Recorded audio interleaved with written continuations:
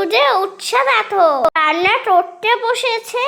মুড়মুড়া ছোলা বানাবে, তাই ছোলা সেদ্ধ করে নিয়েছে। প্রথমে বাটি মধ্যে কর্নফ্লাওয়ার, চালের গুঁড়ো দেব, সমস্ত রকম গুঁড়ো মশলা, লবণ আর চাট মশলা দিয়ে একটা ঘন ব্যাটার বানিয়ে নেব। এরপরে প্রথমে কড়াই বসিয়ে দিলাম, সেদ্ধ ছোলা ব্যাটারের মধ্যে মিশিয়ে নিলাম। এরপরে গরম তেলে ধীরে ধীরে ছেড়ে দেবে। হালকা আছে ছোলাগুলো ভেজে তোমরা নেবে। এইভাবে উল্টে পাল্টে ছোলা ভেজে নেব। লাল হয়ে গেলে ছোলা তুলে নেব। এরপরে বাদ বাকি ছোলা দিয়ে ভেজে নিলাম। পটাপট পেটে তুলে আমি নিলাম।